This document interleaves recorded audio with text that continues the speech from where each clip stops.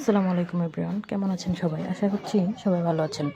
আজকে আমি নতুন আরেকটি রেসিপি নিয়ে হাজির হয়ে গেলাম আপনাদের মাঝে। আজকে আমি রান্না করব সকলের পছন্দের খাবার গরুর মাংস বোনা। দেখতে যেমন লোভনীয় লাগছে, খেতেও ভীষণ মজা লাগে। এইভাবে গরুর মাংস রান্না করলে প্লেটের ভাত এক নিমেষেই শেষ হয়ে যাবে। প্রথমে আমি একটি পাতিলে পরিমাণ মতো তেল এবং কিছু পেঁয়াজ কুচি দিয়ে দিচ্ছি।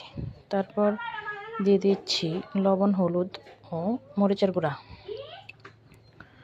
সাথে ধনিয়ার গুঁড়া দিয়ে ভালো করে মশলাগুলোকে একটু কষিয়ে নেব।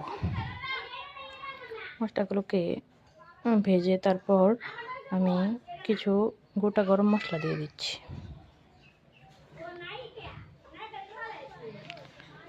তারপর মশলাগুলোকে আরেকটু কষিয়ে নিয়ে ধুয়ে রাখা গরুর মাংসগুলো দিয়ে দিচ্ছি। মাংসগুলোকে ভালোভাবে নাড়াচাড়া দিয়ে আবারও কিছুক্ষণ কষিয়ে নেব।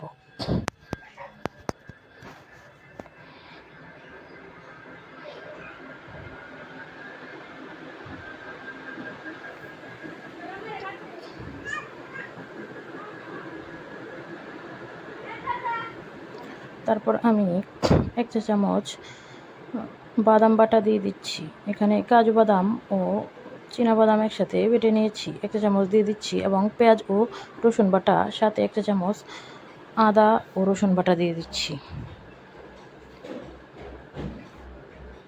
তারপরে সবগুলোকে আবারও ভালো করে মিশিয়ে নিচ্ছি। এখন আবারও 1 চা চামচ বাদাম বাটা ও রসুনের কিছুগুলো কুচি করে কেটে রেখেছিলাম, ওইগুলো দিয়ে দিচ্ছি। তারপর আবারও কষানো দিয়ে দিচ্ছি। একটা কষানো হওয়ার পরে আমি এখানে পরিমাণ মতো গরম পানি দিয়ে দিচ্ছি। গরম পানি দিয়ে কিছুক্ষণ রান্না করে 3টা রসুন কেটে এবং ধুয়ে আস্তা রসুন দিয়ে দিচ্ছি। তারপর এগুলোকে ভালো করে আবারও কষিয়ে নিচ্ছি। তারপর 3টা কাঁচামরিচ আমি এভাবে ফালি করে দিয়ে দিচ্ছি ভেঙে। তারপর আবারও গরম পানি দিয়ে মাংসটাকে ভালো করে কষিয়ে নিচ্ছি।